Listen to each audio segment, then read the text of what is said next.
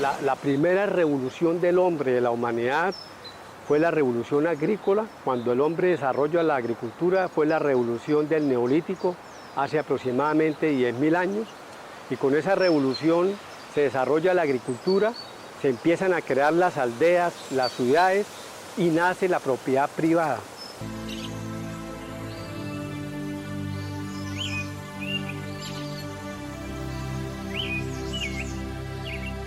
Entonces esas primeras civilizaciones se asentaron junto a los ríos porque pues el agua es vital y necesitaban esa agua, ¿cierto? Pero en la medida en que esas aldeas y esas ciudades fueron creciendo, la población tenía que emigrar de donde estaban ubicados hacia zonas alejadas del río. Entonces allí nace la necesidad de transportar, de conducir el agua. Entonces es lo que nosotros llamamos el acueducto.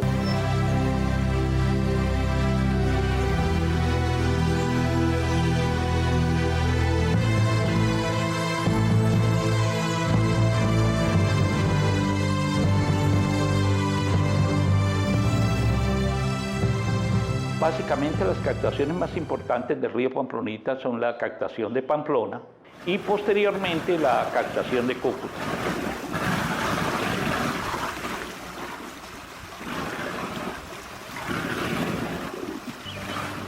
Factores climáticos, sumados a la mano del hombre, han conllevado que el afluente, el cual abastece a más del 60% de los habitantes del departamento, padezca un estado lamentable. La erosión y degradación del suelo, la tala de árboles en su nacimiento, el inadecuado manejo y disposición de aguas residuales, el vertimiento de desechos y agroquímicos, tiene enfermo el caudal. Las captaciones del río van ligadas, o las bocatomas, como se le llama coloquialmente en la ingeniería práctica, las bocatomas del río van ligadas generalmente a descargas.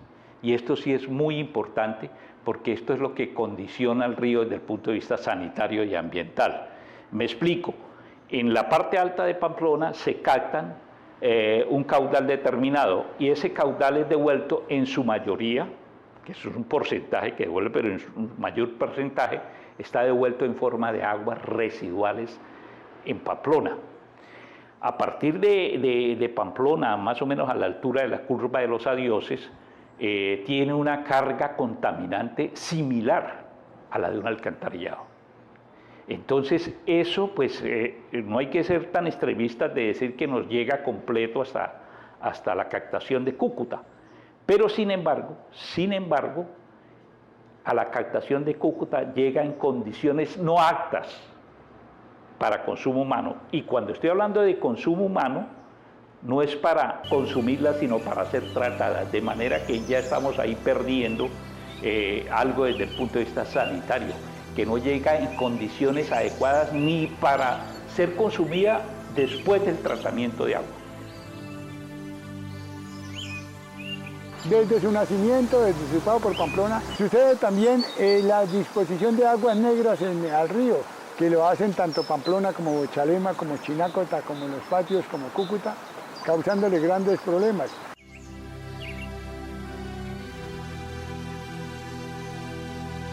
Eso hace que las condiciones bacteriológicas que les decía nos pongan digamos, en una condición que es digamos que el río presenta calidades que no son aptas para consumo humano. Y otra contaminación que es por agroquímicos. Si usted observa sobre el Pamplonita, en la parte alta, solamente Pamplona y Pamplonita cultivan de alguna manera sobre la cuenca.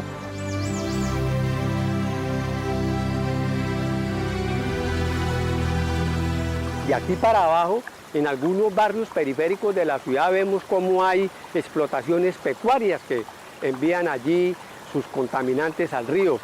Tenemos una contaminación muy delicada que pues hacen los cultivadores de arroz y de caña, porque es una contaminación no puntual, es una contaminación difusa, a la deriva, pero que aportan nitrógeno en forma muy preocupante para la salud y particularmente de los menores. Hay unas fuentes de nitrógeno que cuando llegan al agua pueden generar paros respiratorios en niños menores de 5 años.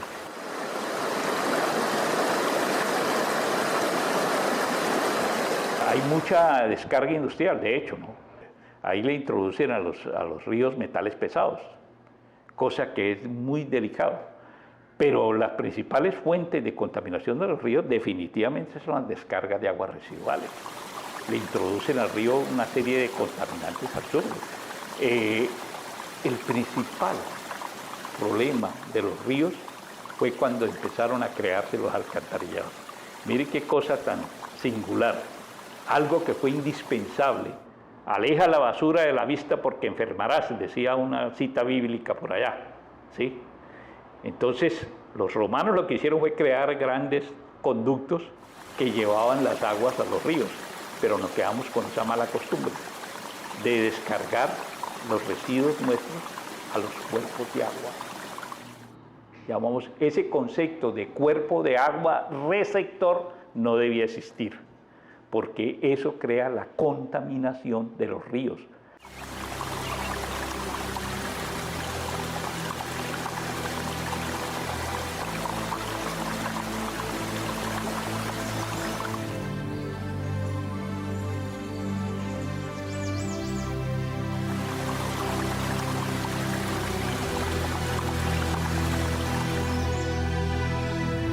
Sin embargo, la capacidad del afluente por querer resarcirse es admirable. A través de un proceso propio del río llamado oxigenación, este se recupera. El río nuestro nace a 3.200 metros sobre el nivel del mar. Digamos que ese nacimiento tiene hacia su recorrido a Cúcuta, a la confluencia con el río Zulia, llega a 320 metros, que estamos en Cúcuta, de altura sobre el nivel del mar. ¿Qué significa eso? Bajar de 3.200 a 320 son 3.000 metros que hay de recorrido en una corta distancia. Eso hace que el río tome oxígeno en su recorrido, que esos resaltos que uno ve cuando viene por la carretera, ve que hay resaltos, eso significa que hay oxigenación. Esa oxigenación ayuda mucho a que el río se autodepure. El río tiene una capacidad muy buena de autodepuración, él se recupera. Nosotros lo envenenamos y él se recupera. Pero si seguimos a esta tala de contaminación, al río le va a quedar difícil. Tenemos descargas de municipios y que van a afectar necesariamente el ecosistema, pero él también tiene una capacidad de recuperación. Esa es la nobleza que tiene el río, esa capacidad de poder él recibir esa carga concentrada de aguas residuales y otros cuerpos de agua que le caen, que son tributarios muy importantes, y esa oxigenación que le da ese movimiento, pues hace que tengamos nosotros un río desde el punto de vista sanitario muy bueno.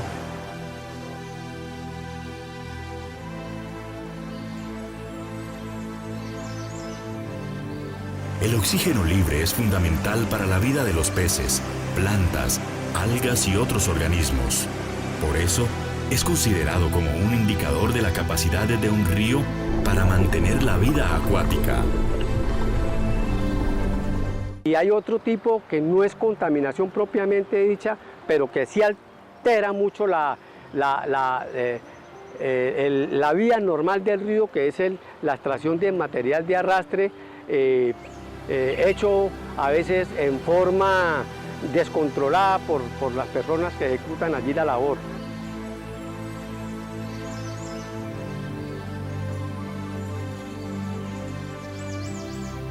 La explotación de material de arrastre es un problema grave en los ríos.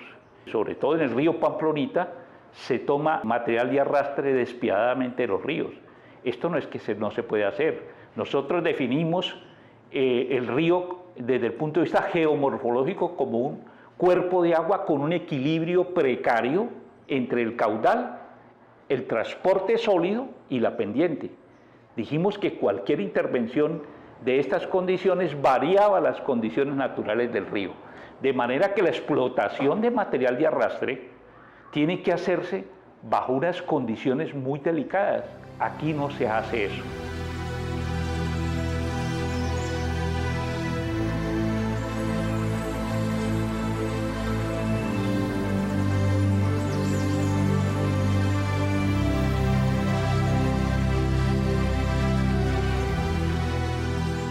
esa explotación de material de arrastre que se da en el río es completamente criminal, porque están explotando material de arrastre donde a ellos se les ocurre sin tener en cuenta la dinámica del río.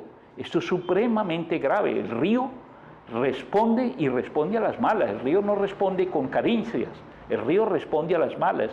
Ese desequilibrio, usted sabe que cualquier cosa que yo saque aquí es una invitación desde el punto de vista geomorfológico para invitar, es una excitación de la parte alta para que haya erosión en la parte alta. De manera que es un desequilibrio constante el que se hace con la explotación de material de arrastre.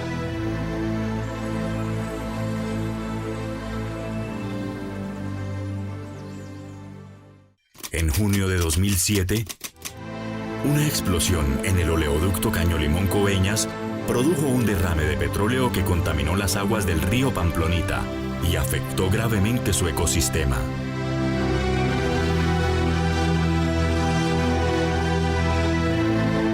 La mancha dejó sin líquido vital a más de 450.000 personas durante 11 días. Se cree que producto de este hecho, desapareció el 73% de los peces del río, y cuando aún quedaban secuelas, en diciembre del 2011, otro derrame tiñó el río Pamplonita de negro.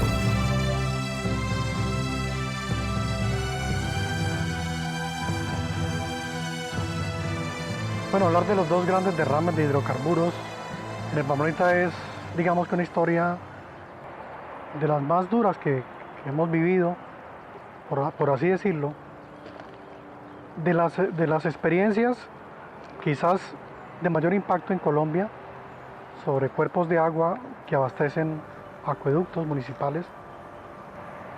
El primero de ellos ocurrió en la Don Juana, del municipio de Ochalema.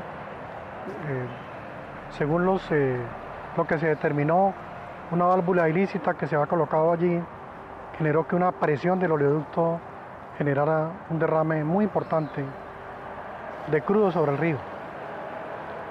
Eso no tuvo solamente un impacto en la fauna. Si recordamos, la ciudad se quedó sin agua por cerca de 10 días. Una ciudad como Cúcuta, con esta temperatura, tiene unas consecuencias, digamos, fuertes sobre lo que tiene que ver con el quehacer diario de la ciudad. Pero si nos vamos a la parte ambiental, el crudo recorrió desde la Don Juana hasta el río Zulia. Ese recorrido tiene un impacto, pero además que no es un impacto de momento, porque si bien es cierto, el río está en movimiento, también tenemos que entender que el río, en esos, digamos, cambios de pendiente que hablamos, hace que el crudo vaya depositándose en el fondo también y en las mismas rocas que están presentes en el río. Primero limita una condición de consumo inicial, que fue el agua del acueducto, pero además limita también la vida de muchos, digamos, integrantes del ecosistema. Eso, pues, afectó notoriamente al río. Y lo afectó porque hubo mortandad de peces, porque seguramente esa recuperación del recurso hidrobiológico y los demás recursos asociados va a demorarse mucho en el tiempo, porque es lenta su recuperación.